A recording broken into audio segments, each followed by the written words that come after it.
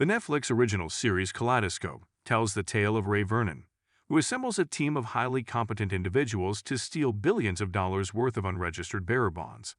The stakes are as high as the heist's reward, but Ray is willing to take them even if it means his death. We soon learn that the issues are considerably more personal to him, and that they go beyond money. In the end, the storm subsides and Ray learns the truth about the secrets, lies, and betrayals of the individuals he trusted the most. Here is what the conclusion means for him and the other robbery participants. The narrative of Ray Vernon becomes the main plot of Kaleidoscope, moving through time non-linearly.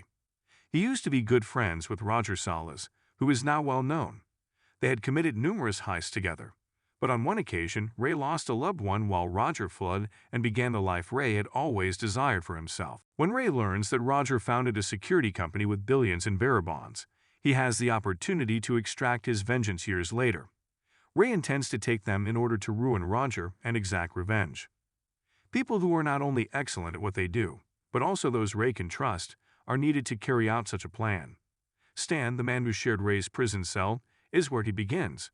Stan is able to find everything, including Judy the chemist. Given that Judy is now wed to a brash man named Bob, and that Stan and Judy have a past, things are made a little more difficult. Additionally, Ray's lawyer Ava Mercer, who excels in maintaining order and who manages everything from finances to security, is present.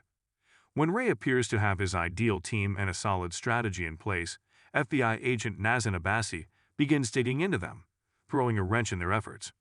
When it comes to the theft, the bonds are everything. They are the only ones on the squad that have the drive to take a chance that could endanger their lives or possibly result in their deaths. After the heist, nobody seemed to know where the bonds are though, not Ray at all. Those who survived the heist are still in the dark about what happened to the money months later.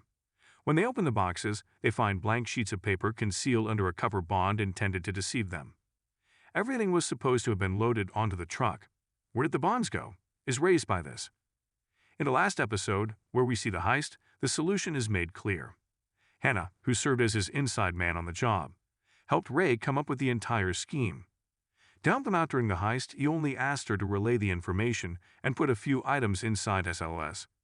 But he didn't want Hannah present when the heist happened.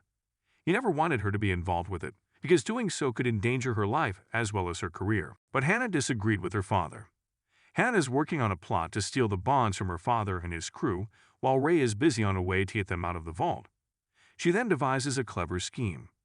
FedEx ships shipments from the same building where SLS maintains its headquarters.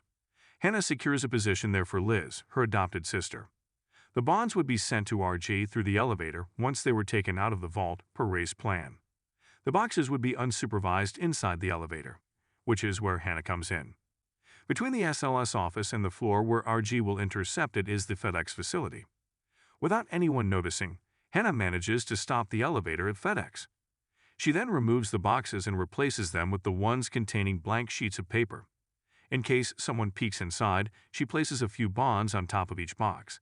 Because she is aware that no one has the time to examine all the bonds, she can get away with her crime before anyone notices.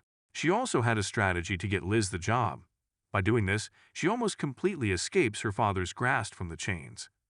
One wonders why Hannah would go to such efforts to thwart her father's intentions, given that she is the member of the group who is closest to Ray. Hannah betrayed Ray, but why? It turns out that this was in his best interests. Ray had Roger's vengeance in mind when he devised the scheme to take the bonds.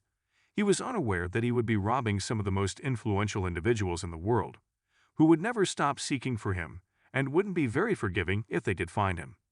For 7 years, her father showed no sign of wanting to change, despite Hannah's best efforts to save him from himself. She so had to alter her strategy. Hannah took the bonds, but she only returned them to their rightful owners.